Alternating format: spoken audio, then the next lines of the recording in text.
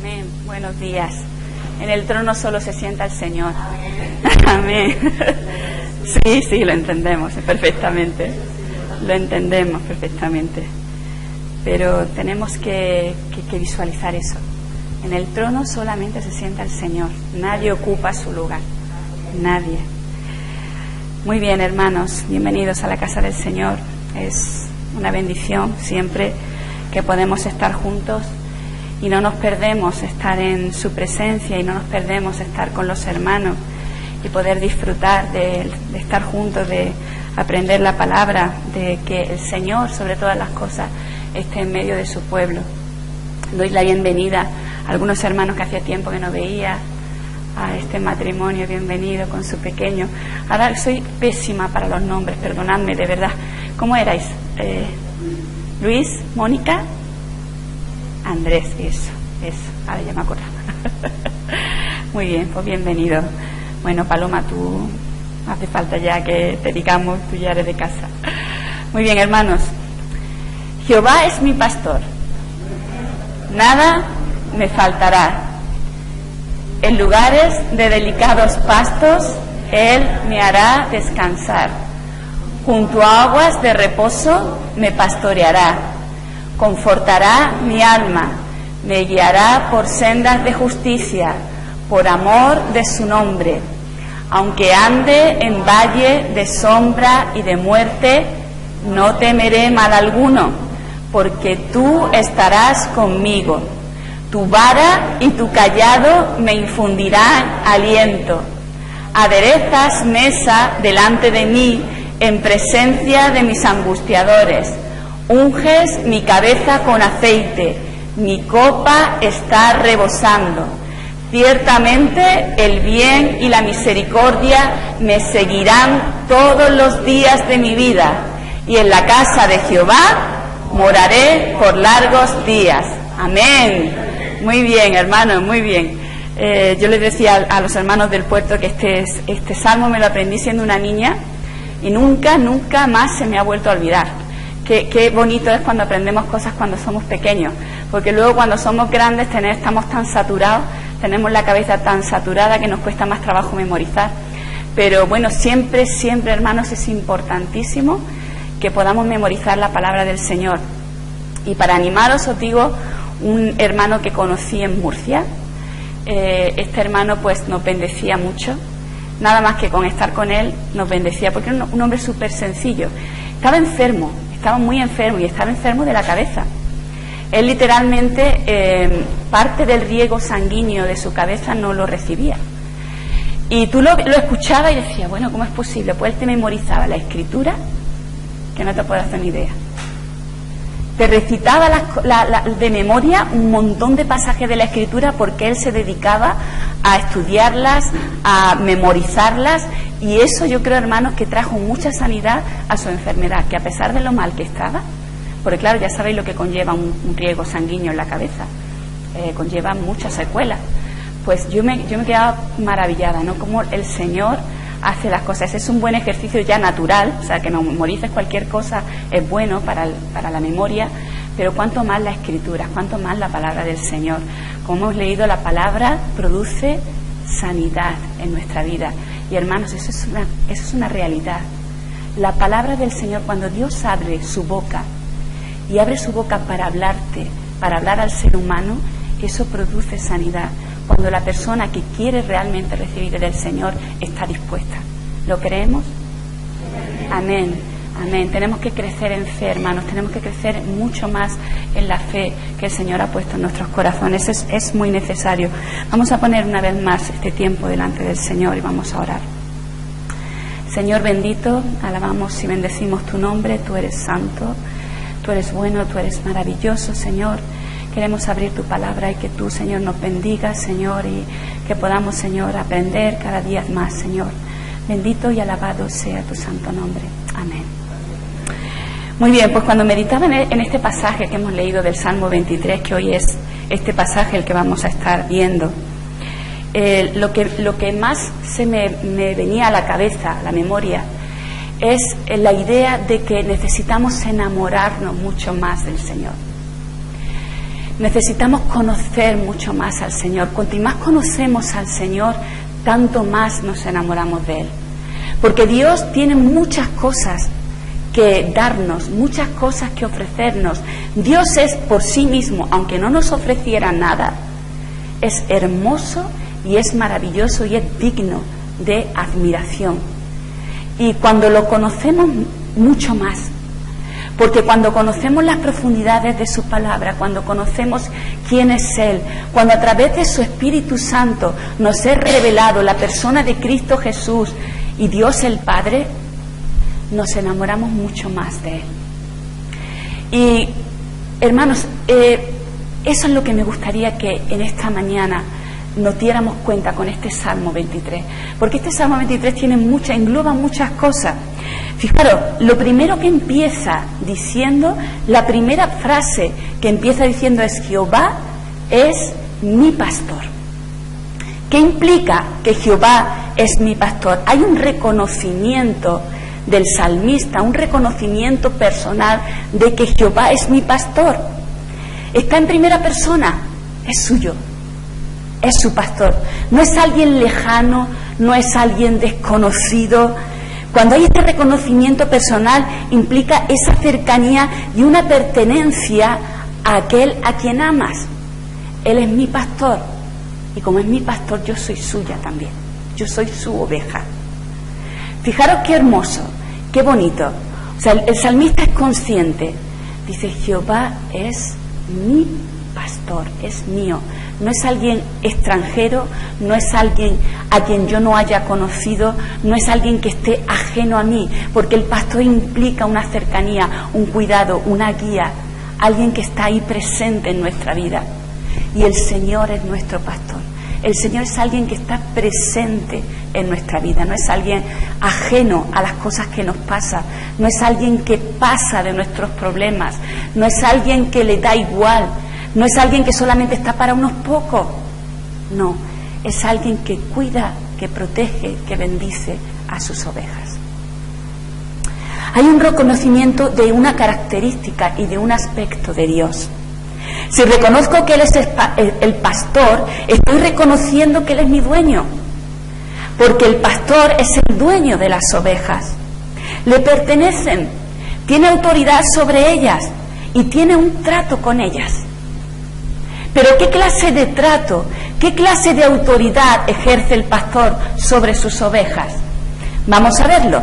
Mirad, hay muchas partes en la palabra del Señor, en toda la Biblia, tanto Antiguo Testamento como Nuevo Testamento, vemos muchas alusiones y muchas metáforas acerca del pastor, de que Dios es el pastor y de que su rebaño, nosotros, su iglesia, el pueblo de Israel, son sus ovejas. Hay muchas partes en la palabra. Vamos a ver unas cuantas. Me vais a ayudar. Tenéis vuestra Biblia, ¿verdad?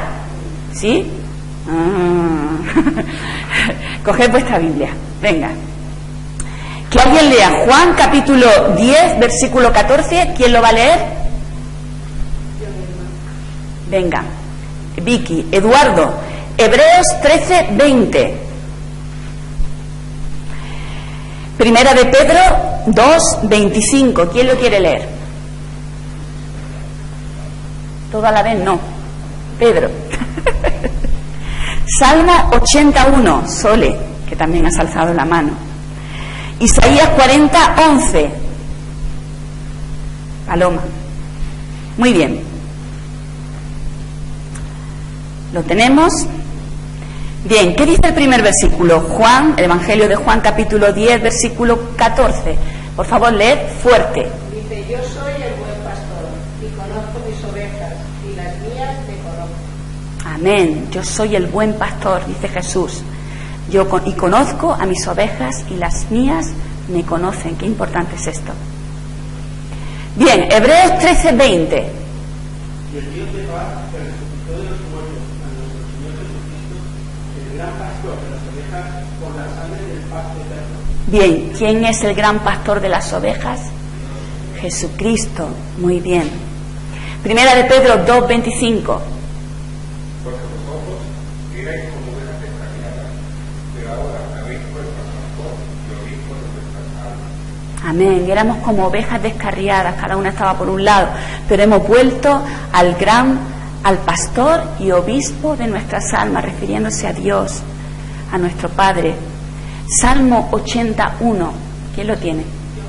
Venga.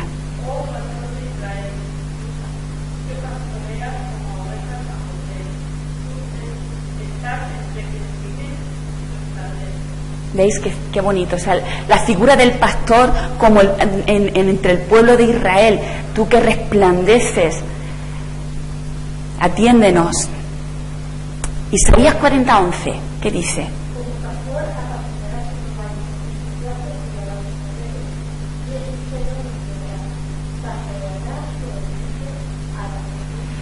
Fijaros qué figura tan bonita. El pastor haciendo ¿qué? Apacentando su rebaño. Su brazo llevará a los corderos. O sea, implica esa intimidad, esa ternura, esa parte del Señor en que Él nos cuida, que Él es tierno con nosotros. Dice, en su seno los llevará y pastoreará suavemente a quienes, a las recién paridas, a las más chiquitinas, a las que recién vienen al Evangelio. Fijaros la figura del pastor. La palabra del Señor está llena de ese tipo de metáfora del pastor con sus ovejas, ¿no? Y la pregunta que nosotros nos podemos hacer, porque es muy bonito, está muy bonito en la palabra, pero la pregunta que nosotros podemos hacer, ¿tenemos a Dios como nuestro pastor? ¿Él es mi pastor? No como aquel que habla de alguien, Él es mi pastor. ¿Lo sentimos así? Como lo está declarando en el Salmo 23. Si sentimos así que Él es nuestro pastor, vamos a ver muchos de los aspectos del Señor que nos habla este Salmo. Porque el pastor tiene varias funciones. El pastor nos guía, el pastor nos protege y el pastor nos provee. Vamos a dividir así este Salmo. El pastor que nos guía, el pastor que nos protege y el pastor que provee. Vamos a ver estos 3 puntos, porque en estos 3 puntos yo creo que se puede englobar todo lo que es este Salmo. El pastor que nos guía, junto a aguas de reposo me pastoreará. Como pastor que nos guía quiere lo mejor para sus ovejas. El pastor no te va a llevar a un sitio donde las ovejas no vayan a disfrutar, donde no sea lo mejor para las ovejas. El Señor nos va a guiar y nos va a llevar a un sitio que va a ser lo mejor para nosotros, aunque muchas veces las ovejas no lo vean, porque las ovejas están en su redil. Cuando toca salir, la oveja no está pensando, bueno, a ver dónde me va a llevar mi pastor, porque yo he visto unos pastos que hay por ahí, en aquellas montañas, y a lo mejor se equivoca, porque aquello está más verde. Y como me lleve para el otro lado, veremos a ver qué camino tomo yo. ¿Eso hace la oveja? A veces lo hacemos, ¿eh? Pero la oveja natural no hace eso. La oveja natural está esperando y está confiada y está tranquila en su redil, porque sabe que su pastor, cuando la saque, la va a pastorear en el lugar mejor y la va a guiar al mejor sitio que el pastor vea que es necesario para su pastoreo. El ejemplo más hermoso, hermanos, que tenemos, un ejemplo muy hermoso que tenemos en la palabra del Señor acerca de esta figura del pastor, lo vemos cuando el Señor guía al pueblo de Israel por el desierto. ¿Qué hizo Dios con el pueblo de Israel? Primero, lo sacó de tierra de Egipto. En tierra de Egipto, ¿qué es lo que allí, cómo estaban ellos? ¿Estaban bien? Estaban esclavizados, ¿verdad? Estaban oprimidos. No era su lugar. Y el Señor, con brazo poderoso, los saca de allí, demostrándoles que Él es su Señor, que Él es su pastor, que ese no es su lugar y que su lugar es el que Él tiene preparado, una tierra prometida para ellos. Y entonces con brazo poderoso los saca de allí, los saca de la esclavitud de Egipto y lo lleva por un camino, si bien un camino que a nadie le gusta pasar por un desierto, ¿verdad? A nadie, porque en el desierto hace calor, en el desierto no tenemos el agua abundante que nos gustaría tener, en el desierto pues no tenemos el alimento a la mano tampoco, en el desierto pues también por la noche bajan las temperaturas una barbaridad, lo mismo que durante el día te asas de calor, por la noche te mueres de frío. El desierto es una climatología bastante complicada y es un lugar bastante complicado. Pero sin embargo el Señor los lleva por ahí. Y podemos decir, bueno, si el Señor es el buen pastor y nos lleva a sitios buenos, ¿por qué hizo pasar en el desierto a su pueblo? Para llegar a la tierra prometida. El Señor tenía sus planes y sus propósitos con su pueblo. Pero hermano, lo importante ahora mismo que vamos a ver es que en todo ese tiempo y a pesar de la dificultad del desierto, ¿le faltó agua al pueblo de Israel? Cuando tenían sed, el Señor con mano milagrosa sacó agua de la roca. Cuando tenían hambre, el Señor proveyó el maná. Cuando estaban asediados por sus enemigos que iban detrás de ellos buscando para liquidarlos, el Señor, como buen pastor, ¿qué hizo? Los protegió, los defendió y acabó con todos sus enemigos. No le faltó de nada. En medio del desierto, el Señor hizo también que construir su tabernáculo. ¿Y el tabernáculo qué significa? El tabernáculo significa, la palabra significa Dios con nosotros. Y Dios en medio de ellos, la presencia del Señor prometida en medio de ellos. En ningún momento Dios los dejó. En ningún momento. Sin embargo, muchas de esas ovejas que iban camino a la tierra prometida, les faltó la fe. Y hubo quejabanza en sus bocas y en sus corazones. Cuando estaban hartos del maná, decían, Señor, esta comida no me gusta, queremos comer carne. Y demandaban del Señor, el Señor les estaba dando el maná, por algo sería, era lo mejor. Pero el Señor les dijo, mira, estoy harto de vuestras quejas, ¿queréis comer carne? Pues voy a dar carne. Y trajo codornices. Le salieron hasta las narices, lo tenéis todo en la punta de la lengua. Os lo he visto. Bueno, así lo dice la palabra. ¿Queréis codornices? Pues vais a tener codornices hasta que os salgan por las narices. Y es así. Y es así. Pero el Señor en ningún momento los dejó. Fijaros. Vamos a leer un pasaje. Os invito a todos que vayamos a Hebreos capítulo 3, versículos del 8 al 11.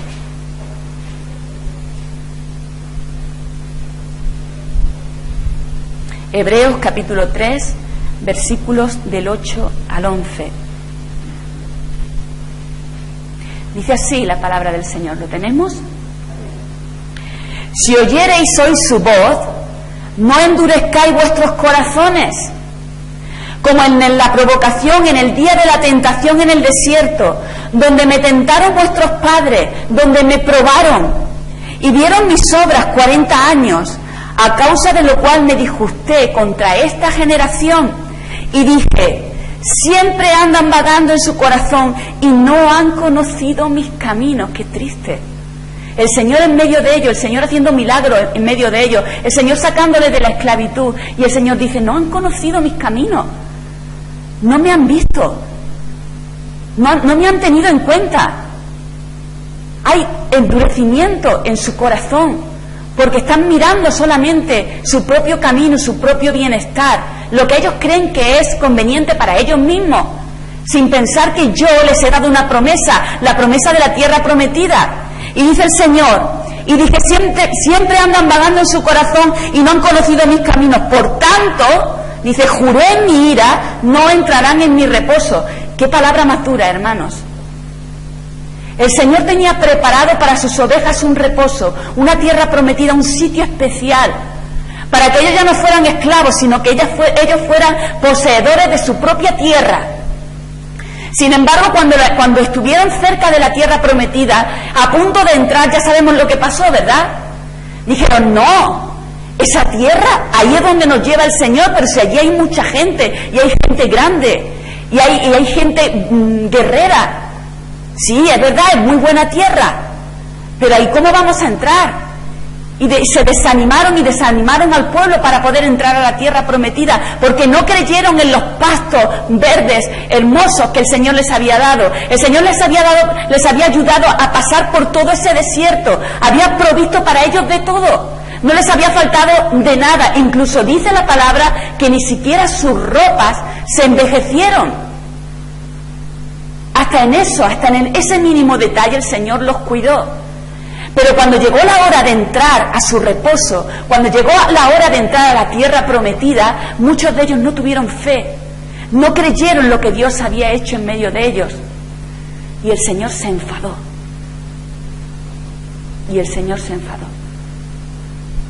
Y dice que ninguna de esa generación los mantuvo 40 años en el desierto, porque el camino desde Egipto, desde donde salieron hasta la tierra prometida, no duraba 40 años.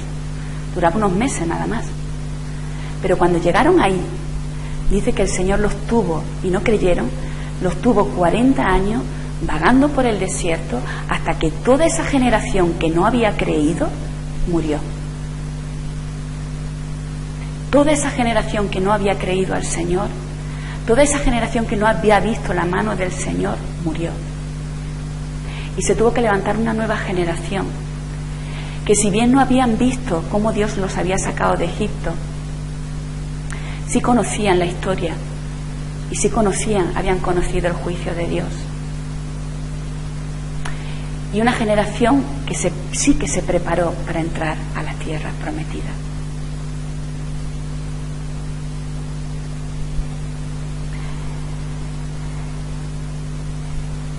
Por tanto, que Él nos guíe junto a aguas de reposo, muchas veces no está en un lugar físico. No se refiere el Señor a un lugar físico, no se refiere el Señor específicamente a este templo, al lugar donde nos reunimos. Las aguas de reposo que el Señor nos guía para que nosotros podamos descansar no estaba tampoco en la tierra prometida, porque allí tuvieron que enfrentar sus propias luchas y tuvieron que ganar esa tierra para ello. La tierra de reposo que el Señor se estaba refiriendo es el descanso que produce obedecer y confiar en el Señor.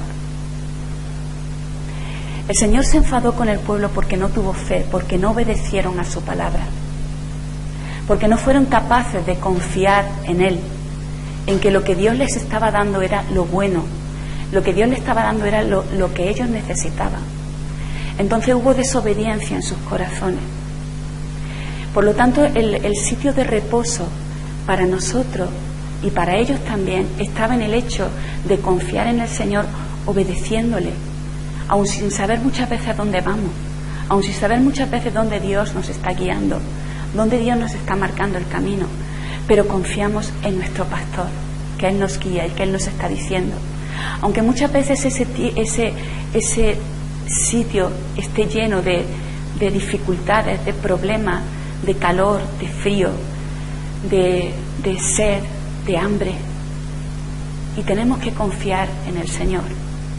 Y hermanos, no hay mayor descanso para nuestras almas que confiar plenamente en Él y que esperar en Él. No hay mayor descanso. No hay mayor descanso que cuando nosotros obedecemos al Señor en lo que sabemos que tenemos que obedecer al Señor.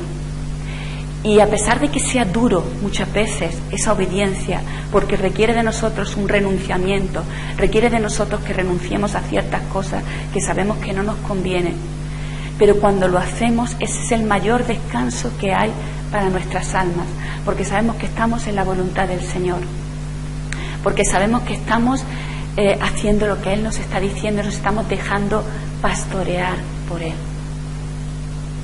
Y entonces la oveja entra en un estado de disfrutar, de descansar, como el bebé, como Samuel, por ejemplo, que está tranquilo sabiendo que cuando él tiene hambre su mamá le va a dar de comer y su papá le va a dar de comer, que cuando tiene sed su papá y su mamá están ahí. Él no tiene que buscarse la vida buscando, no, está confiado, está tranquilo. Y el Señor quiere que lleguemos a ese punto de confiar en Él. Eso no quiere decir que no nos esforcemos, claro que nos tenemos que esforzar, claro que sí, porque el Señor les había prometido la tierra prometida, pero ellos tenían que luchar por esa tierra. Pero ¿qué le había prometido el Señor? Su presencia estaría con ellos. Y Josué les dijo: Señor, esto es difícil. Pero el Señor le dijo: esfuérzate y sé valiente, no temas ni desmayes, porque yo estaré contigo todos los días de mi vida. Mira que te mando que te esfuerces. Apóyate en este libro de la ley, medita en él, medita en mi palabra, de día y de noche, ten comunión conmigo, para que sepas el camino por el que tienes que andar. Es fundamental, hermanos. Nuestra alma descansa, nuestra alma está tranquila cuando estamos dentro de la obediencia del Señor. Muchas veces nos preguntamos: ¿cuál es la voluntad del Señor para mi vida? Hermano, la voluntad del Señor para tu vida es muy sencilla: que le obedezca y siga su camino. Punto. Las cosas más específicas ya te las irá mostrando el Señor. Pero si en lo principal no eres obediente, ¿a qué quieres llegar? ¿Qué más quieres que Dios te dé? Si en lo principal no eres obediente. El centro de la voluntad del Señor es obedecerle y dejarte guiar por Él, aunque te cueste y tengas que renunciar a cosas para poder seguirle. Pero ese es nuestro descanso, ese es nuestro reposo, ese es nuestro bienestar como ovejas del Señor.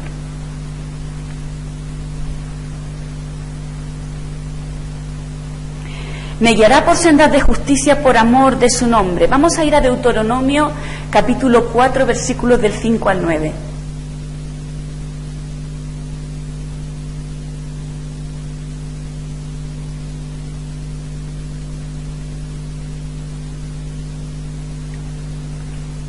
Deuteronomio capítulo 4,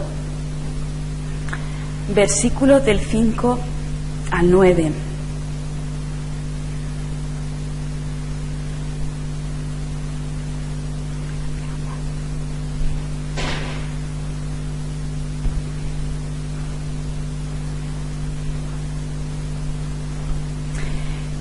Dice el Señor así. Que alguien lo lea, por favor. Mirad, yo os he enseñado estatutos y decretos, como Jehová mi Dios me mandó, para que hagáis así en medio de la tierra en la cual entráis para tomar posesión de ella.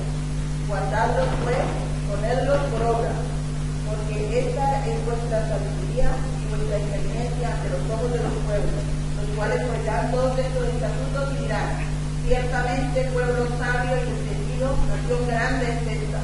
Porque ¿qué nación grande hay que tenga dioses tan cercanos a ellos como los está Jehová nuestro Dios en todo cuanto le pedimos? ¿Y qué nación grande hay que tenga estatutos y juicios justos como es toda esta ley que yo pongo hoy delante de vosotros? Por tanto, guárdate y guarda tu alma con diligencia, para que no te olvides de las cosas que tus ojos han visto, y te aparten de tu corazón todos los días de tu vida. Antes bien, las enseñarás a tus hijos y a los hijos de tus hijos. Amén. Fijaros, otra de las cosas que durante el tiempo que estuvieron en el desierto Dios hizo con ellos fue darle una serie de mandamientos y de leyes que estaban muy por encima de la ética moral y de la ética civil de su tiempo. Estos dos mandamientos se resumían en dos. ¿Cuáles son?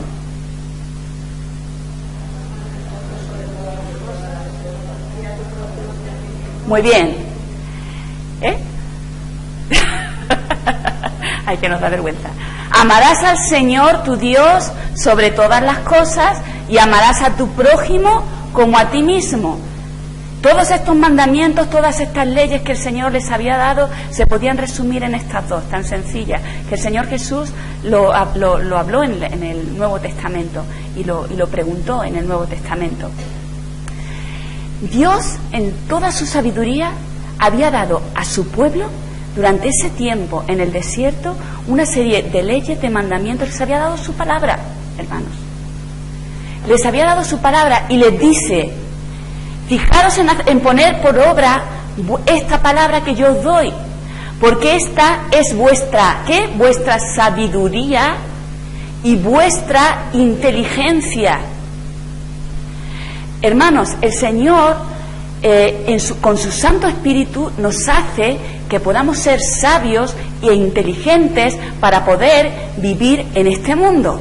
Y dice la palabra del Señor que si a alguien le hace falta sabiduría, que la pida a Dios con fe, porque Él da abundantemente y generosamente para todo. En Santiago no me acuerdo qué cita, luego lo buscáis, pero el Señor lo dice en su palabra. Si a alguno le falta sabiduría, tiene falta de sabiduría, que se la pida al Señor.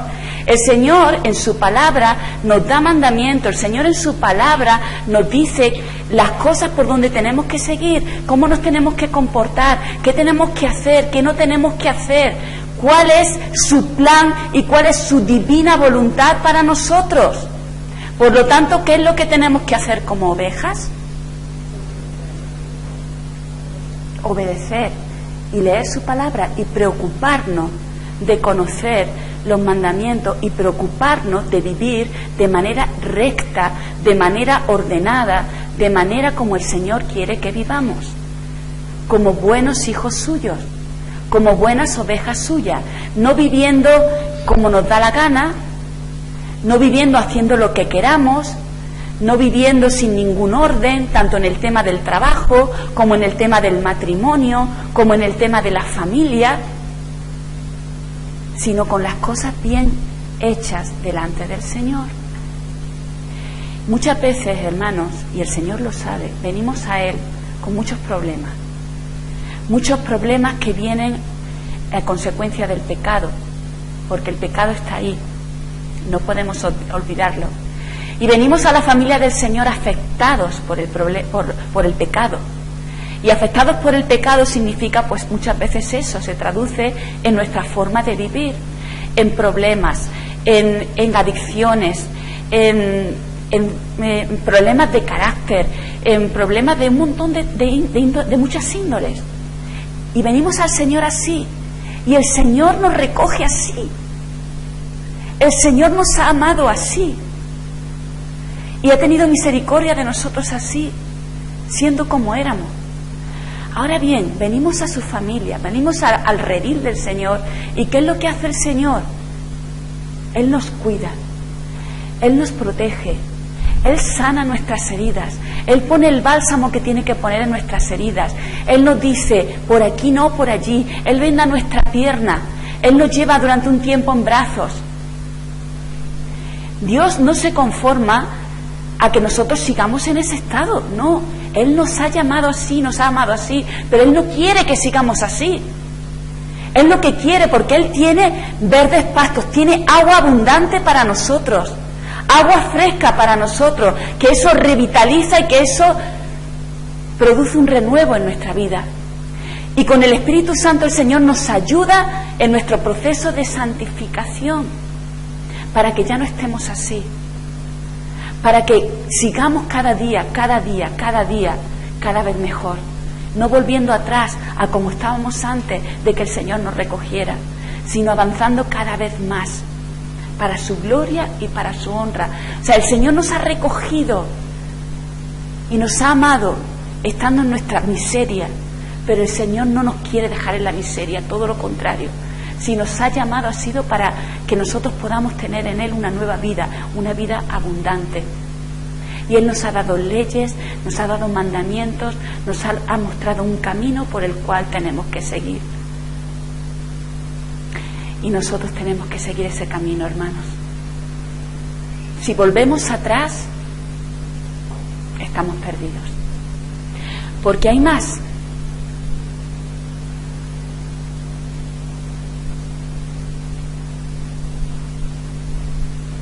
El pastor que nos protege. No hay mayor descanso, hermanos, que saber que estamos en las mejores manos. Muchos son los que se levantan para aprovecharse y para destruir el rebaño, pero el identificativo, hoy estoy con la lengua que se me traba, de nuestro pastor es que Él ha dado ¿qué? Su vida por las ovejas. El mayor descanso que nosotros podemos tener es que el Señor ha dicho que Él ha dado su vida por sus ovejas. Juan 10 del 7 al 11. Dice el Señor, buscad Juan 10, versículos del 7 al 11.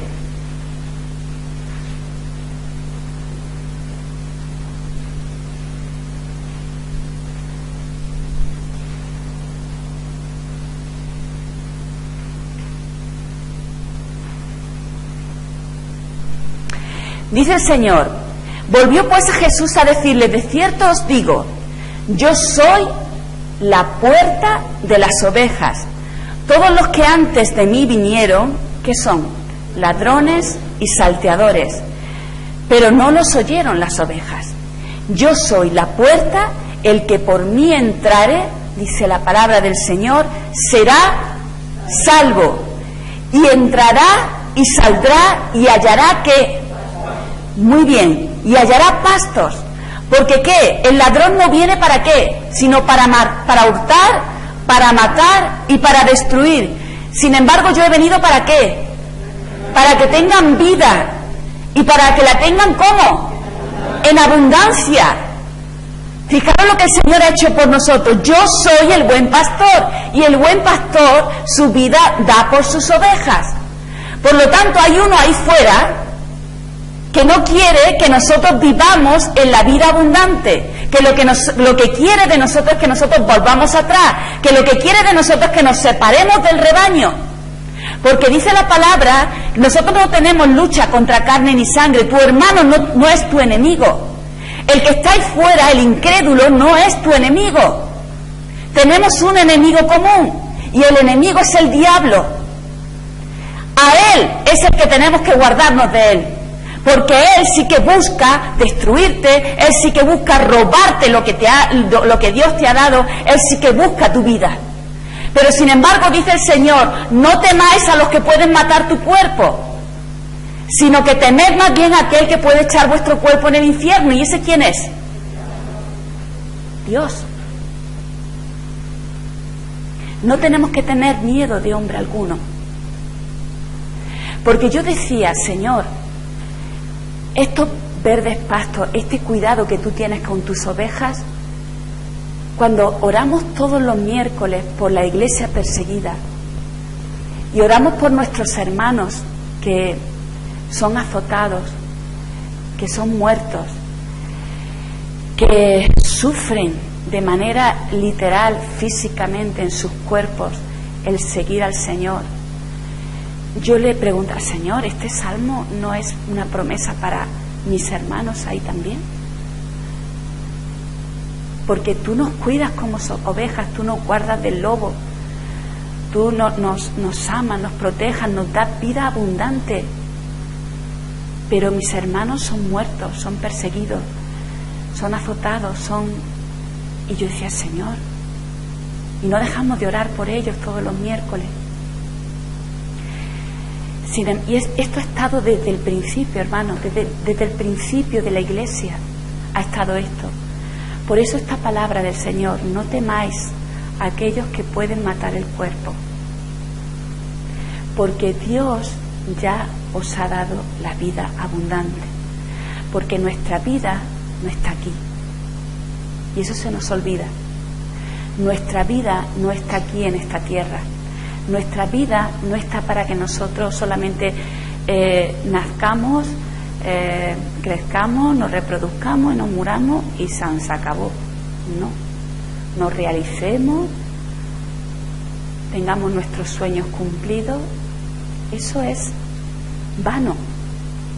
Eso no es lo importante.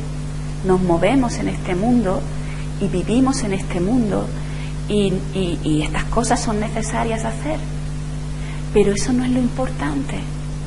Nuestra morada que Cristo Jesús ha preparado en los cielos está allí con Él. Nuestro lugar de descanso está allí con Él. En el Nuevo Testamento nos enseña que el área de reposo que nosotros tenemos está en Cristo Jesús. Que nuestra finalidad está con Él. Por lo tanto, mis hermanos que son perseguidos, que son muertos, que sufren, ellos cumplen su propósito, lo mismo que nosotros cumplimos el nuestro, pero mis hermanos su vida abundante la tienen igual que la mía, porque su vida abundante es Cristo Jesús, que es lo mejor, lo mayor y lo más hermoso que nosotros podamos tener, porque nada es comparable en este mundo con toda la eternidad que nos espera de bendición en el cielo. Nada es comparable. Es como si comparáramos una motita de tiempo así con infinito. Y a veces no somos conscientes de esto, porque nuestra propia carnalidad, no la carnalidad del pecado, sino nuestra propia humanidad nos es tan limitada que nos impide ver estas cosas. Pero es así. Y en el Nuevo Testamento nos enseña que Cristo Jesús es nuestro reposo, y que Cristo Jesús también nos ha hecho reposar de todas nuestras obras de justicia, que todo nuestro esfuerzo que nosotros intentábamos para poder alcanzar la salvación, esa salvación, y para poder alcanzar a nuestro Padre, porque Cristo Jesús lo hizo posible por nosotros. Todos nuestros esfuerzos por querer ser más buenos para alcanzar la salvación, todos nuestros esfuerzos para poder ser, para que el Señor nos mire con agrado, todo eso lo ha alcanzado Cristo Jesús en la cruz. Por eso dice: yo soy el buen pastor, que he puesto mi vida por mis ovejas. Yo he puesto mi vida. ¿Qué más pruebas de amor queremos? Él nos lo ha dado todo, y las obras de justicia nuestras descansan en Él. Él nos ha llamado y nos ha salvado, no porque fuéramos justos y perfectos, sino todo lo contrario. Entonces descansamos en Él. Señor, yo no merezco la salvación, yo no merezco ser parte de tus ovejas, pero tú me has llamado. Gracias, Señor. Y ahora vivo para Él. Y ahora vivo para Él.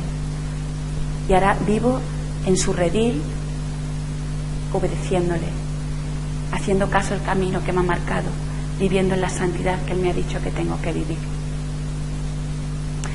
Pero hay uno que entra por la puerta trasera, que cuando ve que estamos descuidados, que cuando ve que no estamos cerca del pastor, sino que nos desperdigamos buscando otros caminos porque creemos que son mejores, cuando ve que nos desperdigamos porque hemos quizás sufrido y nos hemos alejado, pues entonces está diciendo: esta es la mía. Ojo, hermanos, cuidado. Dice el Señor que sin Él nada podemos hacer. Y Él, el diablo, sí que está interesado en destruirte. No permitas que el diablo te destruya. No lo permitas. Acércate a tu pastor. Pide auxilio a Él. Pon en orden tu vida. Pon en orden las cosas que tengas que poner.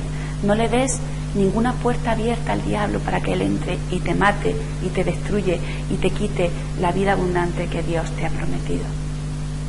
No lo dejes, porque ¿sabes qué? Que Él es el gran pastor que ha puesto su vida por ti. No lo olvides nunca. Y eso es un precio. Pero ¿sabéis lo hermoso y lo bonito? Que Dios sigue poniendo y sigue dando la cara por nosotros. Fijaros. Dice la palabra del Señor: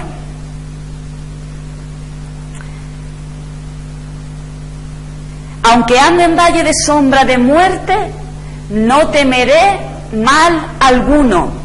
Tu vara y tu cayado me infundirán aliento. ¿Cuál es la peor situación que podemos pasar en nuestra vida? La peor de todas. La peor de todas, la situación que podemos pasar como ser humano en nuestra humanidad, es pasar por la muerte. Esa situación en la que nadie queremos pasar, por la que nadie queremos, decimos, bueno, yo quiero irme ya con el Señor y ya, pero no queremos pasar por ese proceso de la muerte porque es algo desconocido.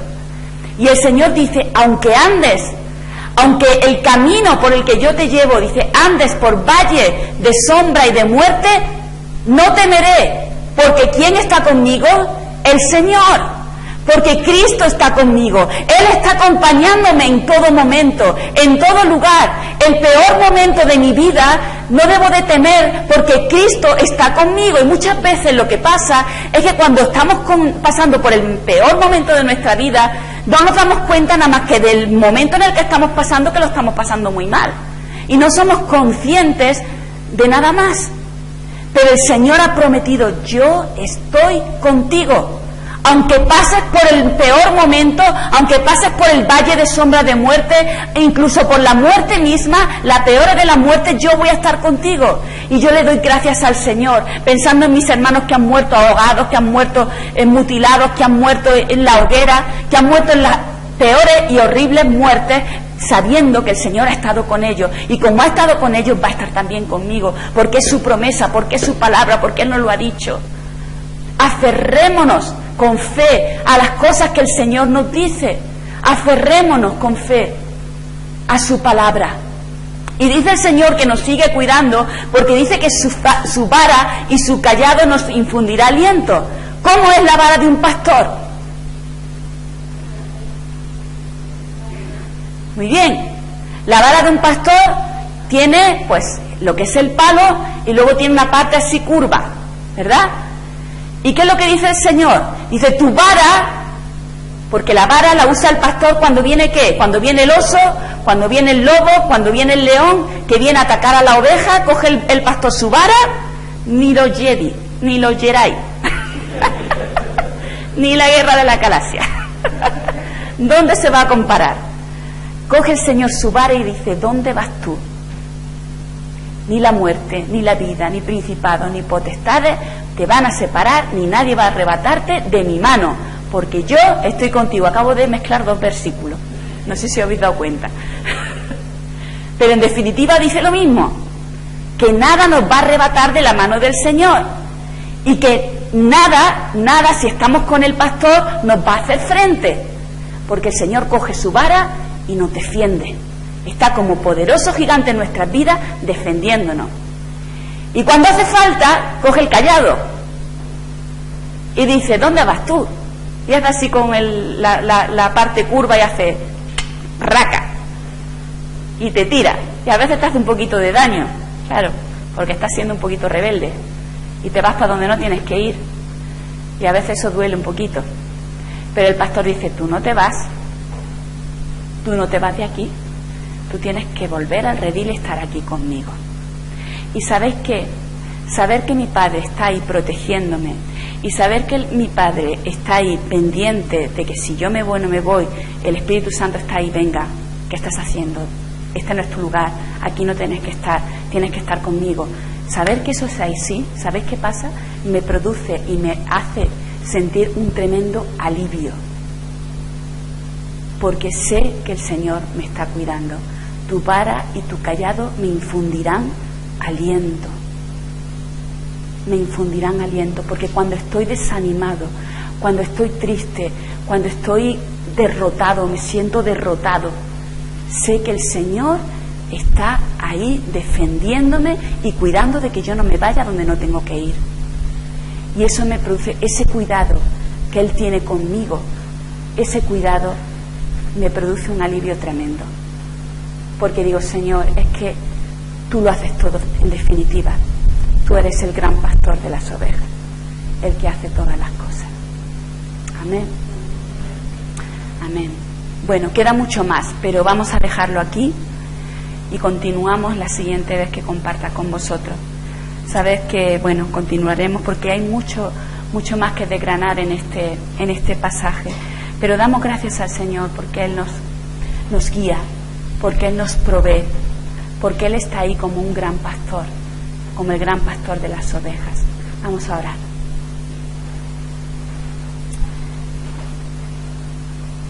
Señor, bendecimos tu santo nombre, te damos gracias por tu amor y tu presencia. Te pedimos, Señor, que tú nos sigas cuidando, Señor. Te pedimos, Señor, que podamos seguir conociéndote cada vez más, Señor. Te pedimos, Señor, que tú hagas en nosotros, Señor, una obra, Señor, que sea más allá de lo que nosotros podamos pensar, Padre, porque ese es tu plan, porque ese es tu propósito, Señor. y queremos ser ovejas obedientes, ovejas que te siguen, que escuchan tu voz, y queremos ser ovejas que estén cada día más y más enamorados de ti, Señor, porque tú, Señor, eres el buen pastor, el que lo ha dado todo por nosotros, Señor. Te damos gracias, Señor. Bendito y alabado sea tu santo nombre.